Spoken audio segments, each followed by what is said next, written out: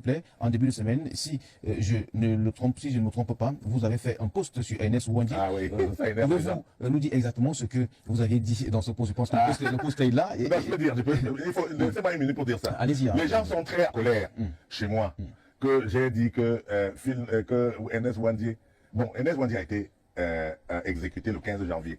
Donc le 15 janvier, je sais que beaucoup de gens vont le célébrer et tout ça. Par provocation. J'ai dit, quand vous insultez notre champion, à nous, le président Paul Biya, nous on ne vous dit rien. Voici aussi votre champion que vous êtes en train de soutenir. Voici ce que nous pensions de lui. Ernest Wandié, en 1970, j'étais un petit garçon. Quand il a été arrêté, le bruit a couru dans le pays bamileke que le chef bandit, le chef des maquisards a été arrêté.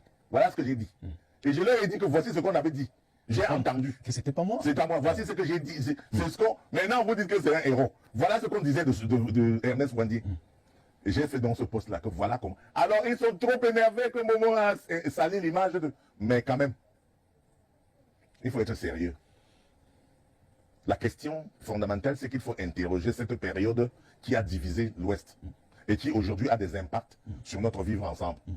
Si Ernest Wandié est le héros, comme il y a un décret de pacification de la République pris par le chef de l'État Paul Biya pour maintenir la paix, pour faire de lui le héros national.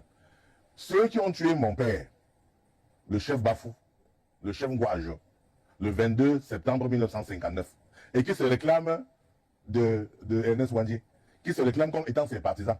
Si Ernest Wandié est un héros, c'est que ceux qui ont tué le chef Bafou sont aussi des héros. Alors, mon chef est alors quoi? Puisque à cette époque, l'Ouest a basculé dans le maquis. Mais Bafou, mon village, avec mon chef, mon roi, nous ne sommes pas allés dans le maquis. On a donc tué mon chef en disant qu'il est un fingon, qu'il est un traître, qu'il est traître à la cause du peuple.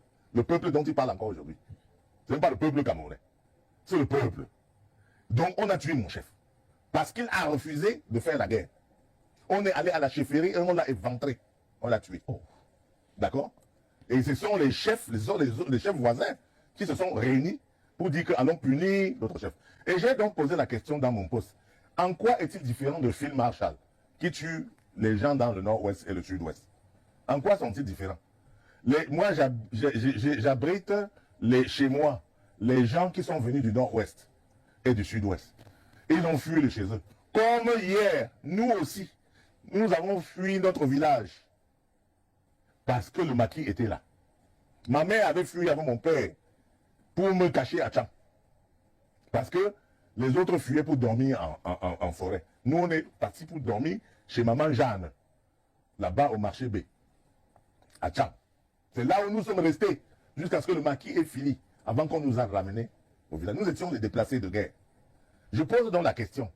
Vous qui sacralisez Wandié, c'était votre héros. Mais nous, on n'était pas dans votre affaire. Tout le peuple bamileke n'était pas des maquisards. Comme ça se passe aujourd'hui. Il ne faut pas croire, oui, comme ça se passe aujourd'hui dans le nord. Les gens font croire que les bamileke sont des maquisards et que les bamileke sont toujours des opposants. Les bamileke n'ont pas toujours été des opposants.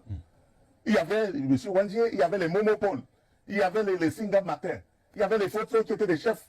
Et moi, je dis, nous qui étions, Tchang était le chef de région de l'Ouest. Les Abekingé qui sont entrés dans la rébellion, les gens de Tchang qui ont tué mon chef et qui sont entrés dans la rébellion, Tchang a gagné quoi? Nous avons perdu la capitale régionale. On a pris la capitale régionale pour amener à Bafoussam. Bafoussam était un petit bled comme ça. Aujourd'hui, Bafoussam est tellement vaste. Si Tchang était resté la capitale régionale, Tchang, Fombondeng serait dans la ville. Fombo Tombon serait dans la ville de Tchang. Fondonera serait dans la ville de Tchang. Sanchou, Fokwe, Bamendou, Penkam serait dans la ville de Tchang.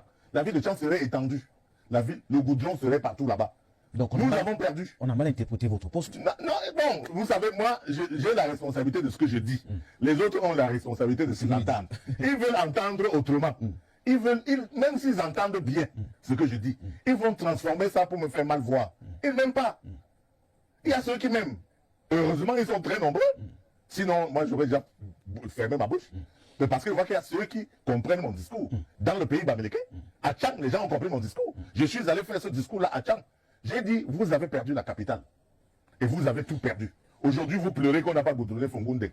Vous pleurez qu'il n'y a pas la route bitumée à Fondonera, à Fongo-Tongo. Alors que c'est vous, il faut qu'on perce l'abcès. Il faut percer l'abcès, enlever le pus avant de soigner la blessure. Il faut reconnaître que nous avons péché. On a dit que on n'accepte pas Aïdjo, que c'est Moumié qu'on veut comme président. C'est Moumié qu'on veut comme président. On a dit qu'on n'accepte pas Aïdjo. Aïdjo est resté au pouvoir jusqu'en 82. Après, ils ont dit qu'ils n'acceptent pas Paul Biya. Ils ont choisi Fondi. C'est toujours Paul Biya qui est au pouvoir. Fondi n'est pas arrivé au pouvoir. En 2018, ils se commettent la même erreur. Ils choisissent un autre candidat. J'ai dit, vous avez péché 3 fois. Vous vous êtes trompé.